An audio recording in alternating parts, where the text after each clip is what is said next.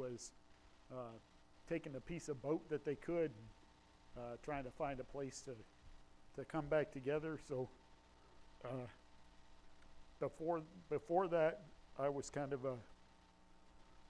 just riding easy in life, not really doing what God wanted me to do.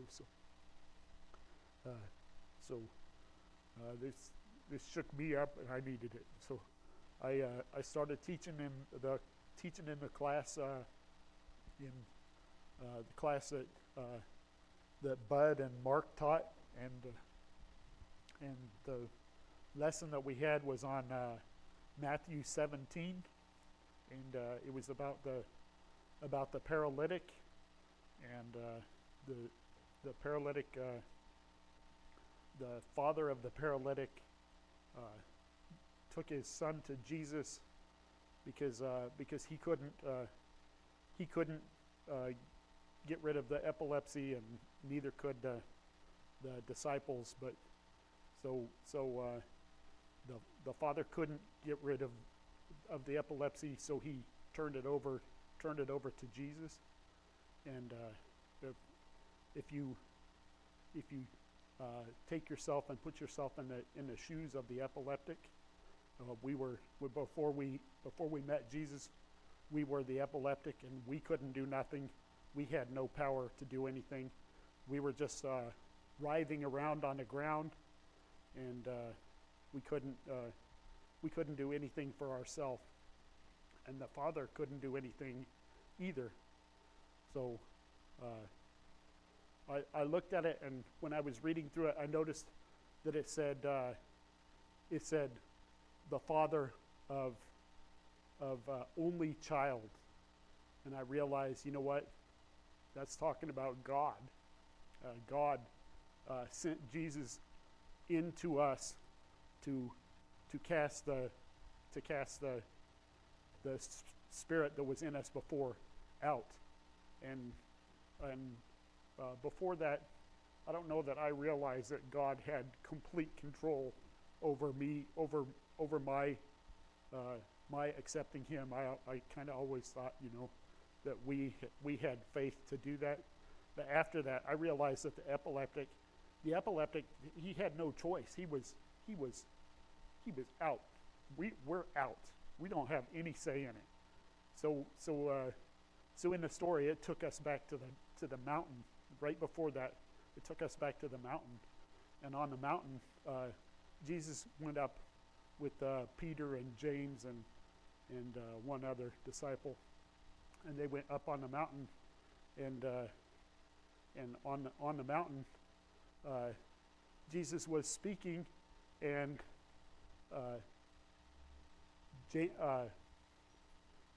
Elijah and Moses were up there speaking to Jesus, and it says of them, after they saw Elijah and Moses, it says that they were deathly afraid. They fell down and were deathly afraid. And I was thinking, as the epileptic, he falls down and he's down, and they fell down and they were down. So, but I looked around there, and after that, it talks about them going up to Jerusalem in one of the Gospels. I'm not sure which one, but anyhow, so I was considering that, and I thought, well, while I was looking, I noticed that we were talking about Elijah in the book there, talking about Elijah and how John was Elijah. If you'd accept it, John was Elijah to come, right? And I thought, that's interesting. Didn't we just hear about Elijah?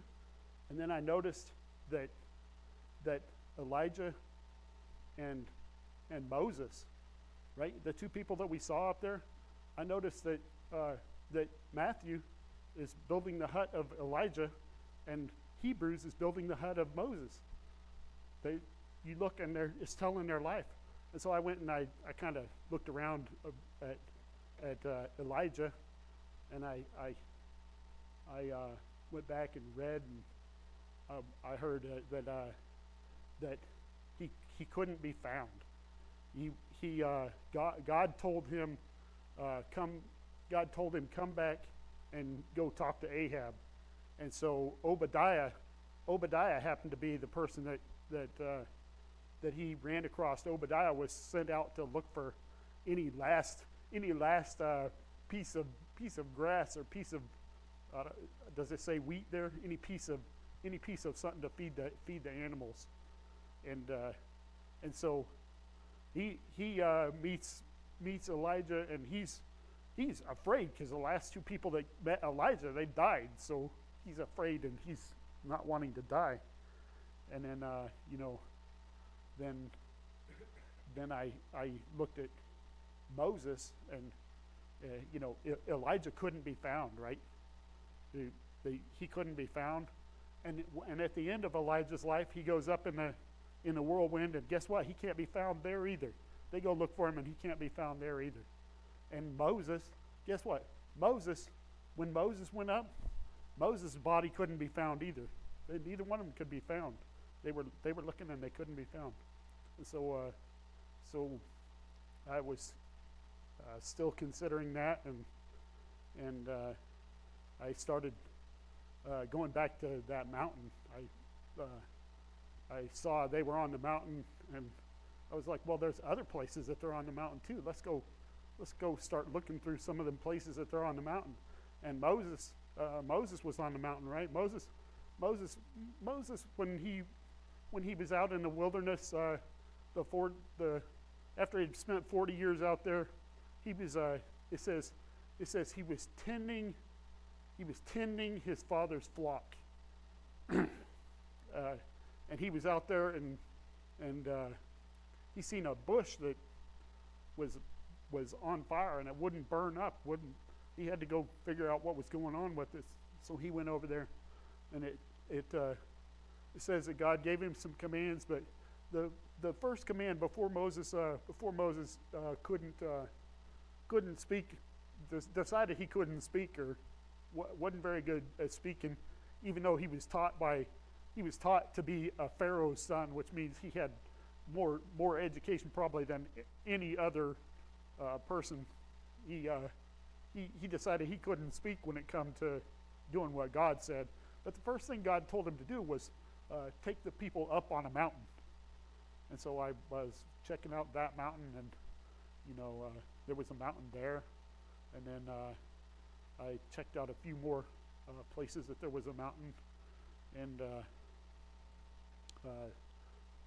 Moses, right? Moses went up on the mountain, right? He went up on the mountain to get the words from God. He went up for 40 days, right? He was up there 40 days, and he come down, and the people were doing what? The people were throwing a party for Satan. They were out of it, right? So we just come from a mountain. Jesus just come down off of a mountain with 3, and he only stayed there one day, because in one day they already were having an argument with the leaders of the church, the leaders of the what do you call them, the Pharisees or Sadducees or whatever. They were already bickering. If Jesus had left them for 40 days, they'd have probably been in the same boat they were in the first time. And so I realized that God set these two people up there, to Moses and Elijah up there, to watch over us a little bit, and then I was reading. I just crazily went through all of Egypt, what happened in Egypt, and I come to Jericho, and I saw Joshua, right? Joshua sent out Joshua sent out two what do you call them? I'm lost for words. 2 spies. There you go. Lost for words. Sorry. Joshua sent out 2 spies, right? And they went up into the deal, and they were were let down back out of a basket on a cord, right? And then they went out and they hid. And it says they hid for 3 days, but they couldn't be found. They hid for 3 days, but they couldn't be found. And I was like, wait a second, my 2 spies couldn't be found. That's Elijah and Moses, the two spies that couldn't be found. If I'm looking at that, you stop for a minute. You have first the blade, then you have the body, then you have the full grain of the body, right? God gives us precepts, line upon line, so that we can understand it. He doesn't give it all to us at once, because if he gave it all to us at once, we'd fall in Satan's problem right along with him. So anyway, so you have the little story, right? You have the first story that we tell our kids, but then you have the second story, which you realize after you've lived a while, that God sent Moses and Elijah into our life to search out our strongholds, right? And you have Jericho, right? Jericho is the walls of hell, right? And we're Rahab. We're Rahab, and we're given a rule that if we follow it to the T, then God will save us. If we follow it, if Rahab didn't put that cord down, that cord that God put through our entire life, he put his cord through the entire Bible to guide us. If he didn't put that down, and if she didn't put that down in the deal, she would not have been saved. And if we don't submit and we don't do what God told us, we won't be saved. If we don't do God's will, if we don't do what God tells us, God's not going to save us. And so I noticed that, and you got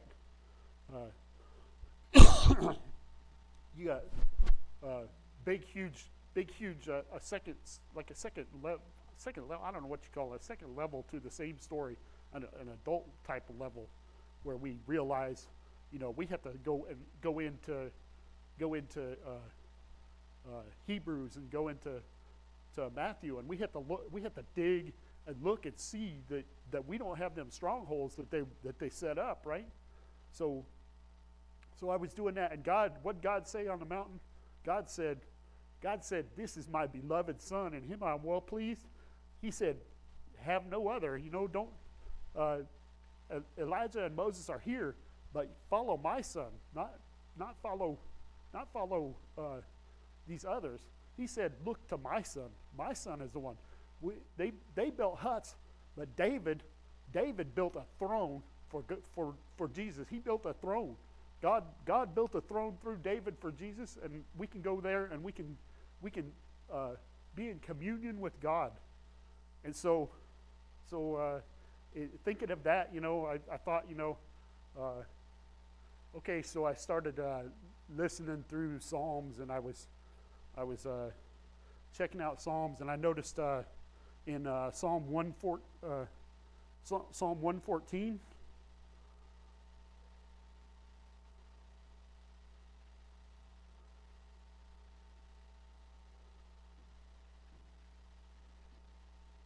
Let me get there. Takes me a while on my device. It's kind of slow. This is talking about Egypt. When Israel went out of Egypt, the house of Jacob, from a people of strange language. Yeah, I'm right. The people of strange language, Judah became his sanctuary, and Israel his dominion. It says, the sea saw it and fled. Jordan turned back. The mountains skipped like rams, the little hills like lambs. The mountains skipped like that. I was looking at these mountains, and these mountains are big mountains that God put for us to see, and they move. The story in Matthew, the story after this is about having faith to move the mountain. the mountain moved. If you had the faith, the mountain moved. The mountain's moving all over the place.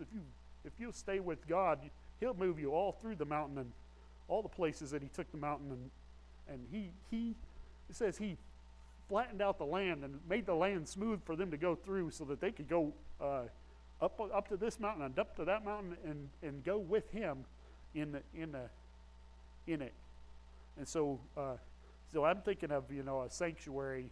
This is a sanctuary. This is a holy place. This sanctuary. This is the same sanctuary that Moses and them went in to talk to God. They went in. Moses went in like almost daily out in the wilderness to talk to God in there, and he listened to God. He heard God talk. It says he talked to him face to face, but I mean, like none of the rest of us will get to do that. But he talked to him like face to face. And so listening through Psalms, I started trying to listen to it as though I was face to face with him, and then Psalm 105.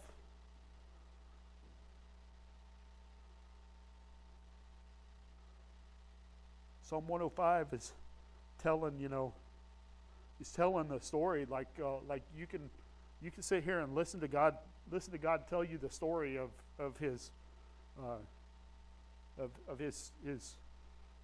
son and his creation. I start at 105. Oh, give thanks to the Lord, call upon His name, make known His deeds among the peoples, sing to Him, sing psalms to Him, talk of His wondrous works, glory in His holy name. Let the hearts of those rejoice who seek the Lord. Seek the Lord and His strength. Seek His face evermore. Remember His marvelous works, which He has done, His wonders and the judgments of His mouth. O seed of Abraham, His servant, you children of Jacob, His chosen ones. He is the Lord our God. His judgments are in all the earth. He remembers His covenant forever. The word which He commanded for 1,000 generations, the covenant which He made with Abraham, and His oath to Isaac, and confirmed it to Jacob for a statute, to Israel as an everlasting covenant, saying, to you I will give the land of Canaan as the allotment of your inheritance. When they were few in number, indeed very few, and strangers in it, when they went from one nation to another, from one kingdom to another people, He permitted no one to do them wrong. Yes, He rebuked kings for their sakes, saying, do not touch my anointed ones, and do my prophets no harm. Moreover, He called for a famine in the land. He destroyed all the provision of bread. He sent a man before them, Joseph, who was sold as a slave. They hurt his feet. They hurt his feet with fetters. He was laid in irons until the time that his word came to pass. The word of the Lord tested him. The king sent and released him. The ruler of the people let him go free. He made him lord of his house and ruler of all his possessions, to bind his princes as pleasure and teach his elders wisdom. Israel also came into Egypt, and Jacob dwelt in the land of Ham. He increased his people greatly and made them stronger than their enemies. He turned their heart to hate his people, to deal craftily with his servants. He sent Moses his servant and Aaron, whom he had chosen. They performed his signs among them and wonders in the land of Ham. He sent darkness and made it dark, and they did not rebel against his word, even though Egypt couldn't do nothing. Egypt just had to accept that it was dark and God had made it that way. He turned their waters into blood and killed their fish. Their land abounded with frogs, even to the chambers of their kings. He spoke, and there came swarms of flies and lice all their territory. He gave them hail for rain and flaming fire in their land. He struck their vines also on their fig trees, and splintered the trees of their territory. He spoke, and locusts came, young locusts, without number, and ate up all the vegetation in their land, and devoured the fruit of their ground. He also destroyed all the firstborn of their land, the first of their strength. He also brought them out with silver and gold, and there was none feeble among his tribes. Egypt was glad when they departed, for the fear of them had fallen upon them. He spread a cloud for a covering and fire to give light in the night. The people asked, and he brought quail and satisfied them with the bread of heaven. He opened the rock, and water gushed out. It ran in dry places like a river. For he remembered his holy promise, and Abraham his servant. He brought out his people with joy, his chosen ones with gladness. He gave them the lands of the Gentiles, and they inherited the labor of the nations, that they might observe his statutes and keep his laws. Praise the Lord. And I mean, it just goes, it goes on and on. You can sit back and you can listen to some of the Psalms, and place yourself in the Psalm in a way which you hear Jesus talking to God, and then listen to it. Place yourself in a position that you hear Jesus calling God Lord, and read it that way, and it will speak to you. You'll be sitting in a rock, and you will not want to put it down. You'll be trying to hear more from Jesus. So I guess that's pretty much what I got. Did I go too long? No? Long enough? All right. Yeah, I hope you guys get the point of it, that we should make God the focal point, and any of the fake stuff around, just let that out of your life, because that's just fake stuff. It's not even worth our time wasting on it. So, but anyway, if somebody want to close in prayer, or you want me to? I'll let somebody. All right.